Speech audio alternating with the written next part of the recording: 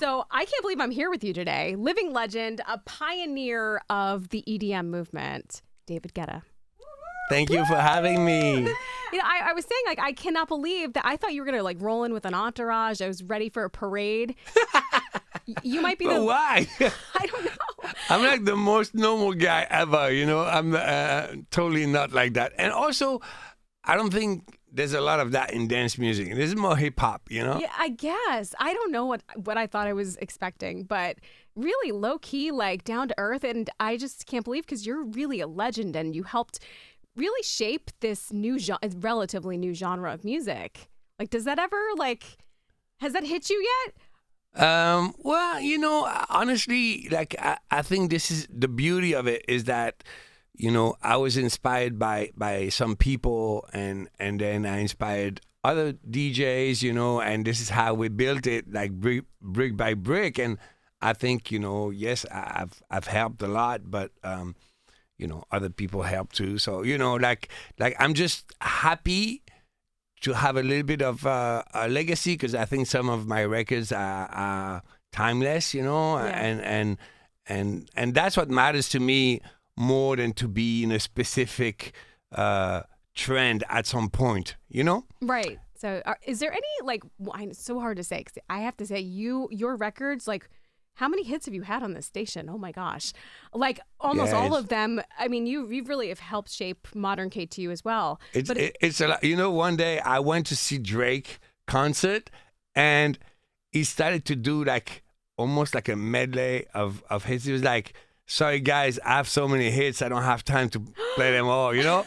and sometimes when I do a show, I feel like that. I'm like, if I would start to play all my hits, you know, it would sound like a radio show. I don't want to do that, you know? So I play, you know, I want to play some cool music too when I do a show. So it's interesting. Honestly, like it's really funny. I thought at some point, I thought, okay, that's it, I'm done, you know, like I'm just going to I started this thing called Future Rave, and it was more underground and very cool. And I was like, that's it, I'm going to do that, because I felt like I couldn't come with hits anymore. And it happened again, you know, it's crazy. Like, a global number one with I'm Good, and now I have Baby Don't Hurt Me, that is having a very strong start too. So we're obsessed with that song. We're gonna get to that. I mean, I just cannot believe, like, all of the hits that you've had. And besides the two new ones, if there's one of the older tracks, any single one of them, do you have a favorite, or are they like all your babies? I think my best record is probably Titanium. Oh, yeah, that's probably my best record. I love When Love Takes Over. Oh yeah, whenever and it's old, but like, you know, it's funny. I spoke to Kelly Rowland like a week ago. Really crazy. I'm in Los Angeles doing grocery shopping. What? When she was at the Whole Foods? And I bump into her. Isn't this crazy? What? And we're like, what? That's cool. That's Did you start singing together? And we're just so happy to see each other. And I was telling her like how grateful I am, because she's the first famous artist that gave me her trust.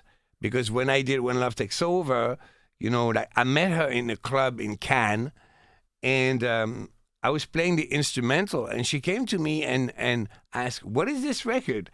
I said, this is just a beat I made, you know? And she's like, can I try something on it? Crazy, right? That's how it all came together. Yeah, and, you know, I had some successful records together with Chris Willis, but I never worked with like a big global superstar like her, you know? So this is something I don't forget. I feel like that kind of paved the way for all the other collabs that you did with pop stars. No, absolutely, because, you know, it was that time.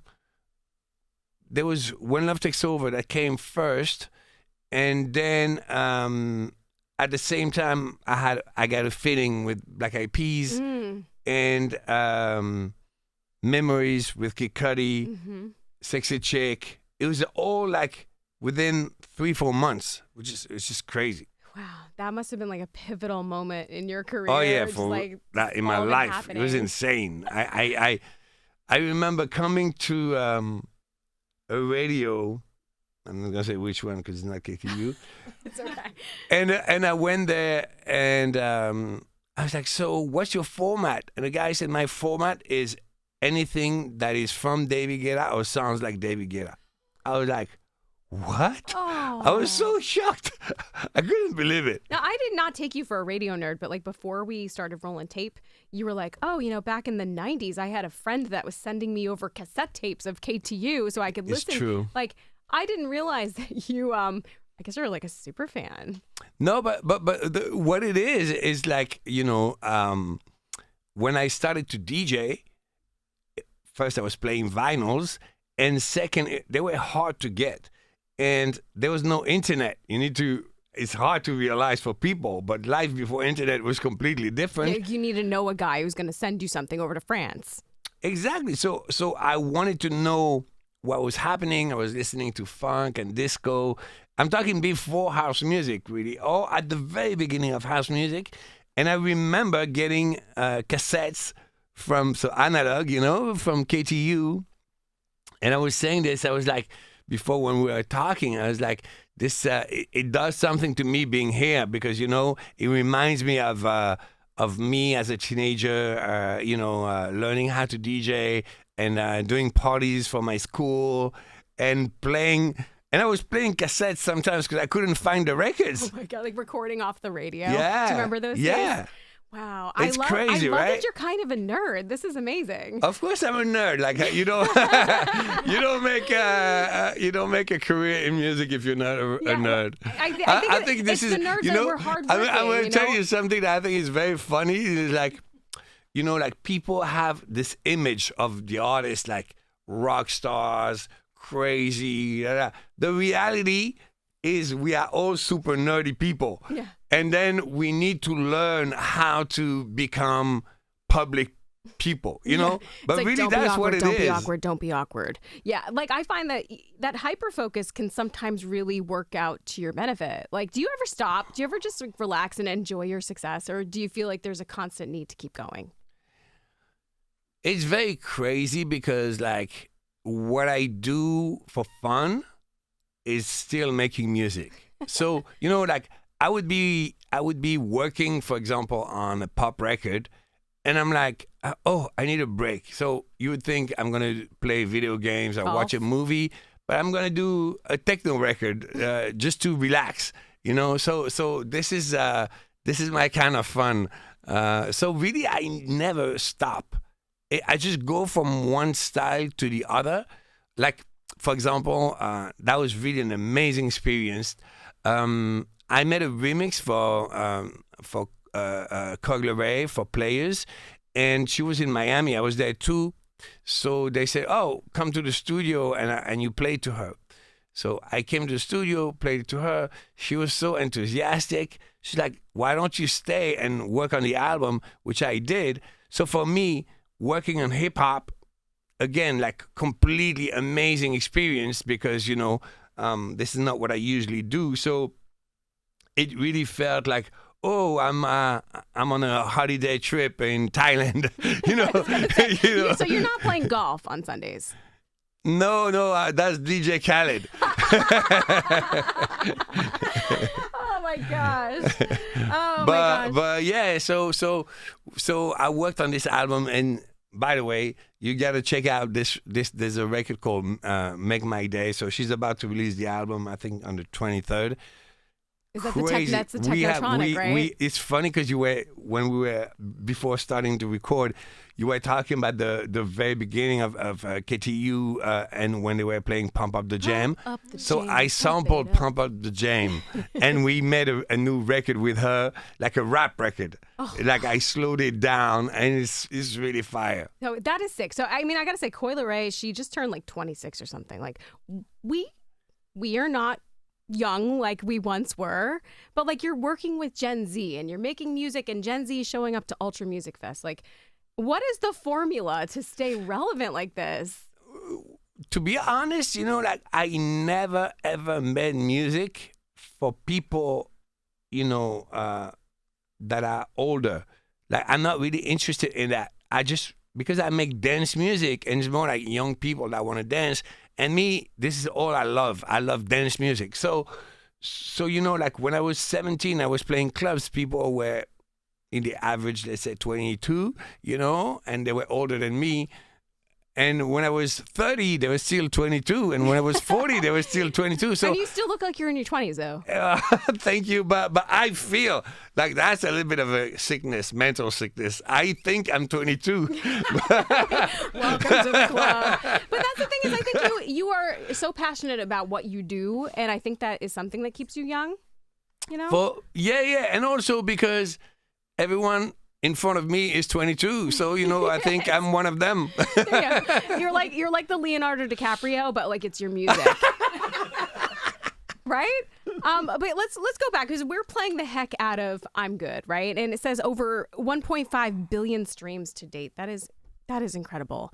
Like, so you sampled a song with that one, you're sampling with the new one, and like the new one is starting to go. Yeah. I heard it's top 20 on the radio in the US now, and I have this app where I can look at my stats, which I usually never do, but this one really I'm excited about it, and I see that everything is doing extremely well. So yeah, it's growing.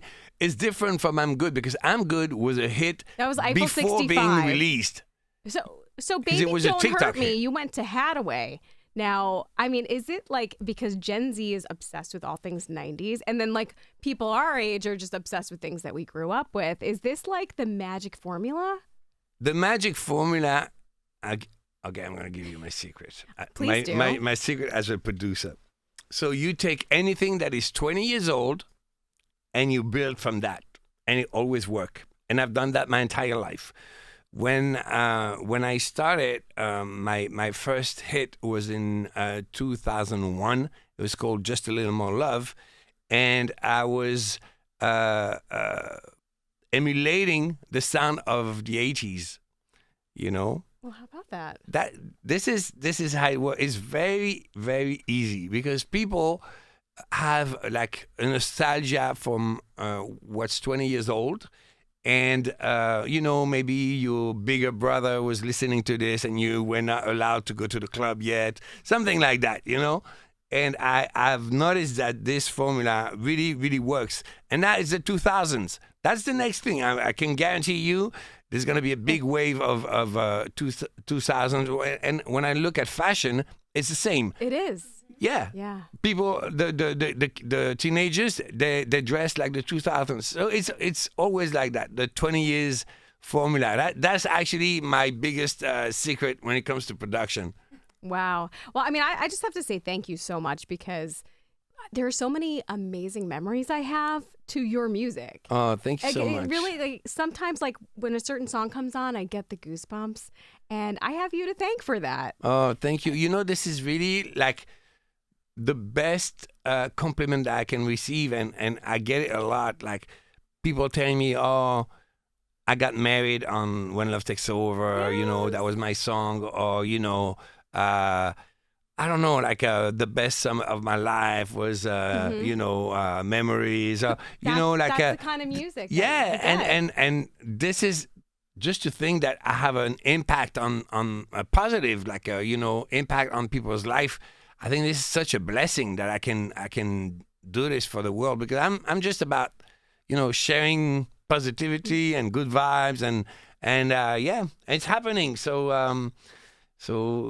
I think dance music does this, like brings people together, and make people happy. And in a moment, things are not easy. There was COVID and there's like war in Europe, and it's those moments are always the moments where dance music do the best because people need to forget and just have a good time. Yeah, that's really well said. So, yeah. And when dance music is doing good, I'm doing good. Yeah, there you go. Well, you can go see David Guetta. He's going to be playing tomorrow and Thursday night at the Brooklyn Mirage at Avant Gardner. And then you head off to Vegas and all that. But Thank you so much for taking the time to stop by our little radio studio here. No, we really wonderful. love you so much, and Thank our home is your you. home anytime. Thank you so much. And I'm happy to perform in New York City. I love playing here. So yeah, Brooklyn Mirage. See you this week. Thank you.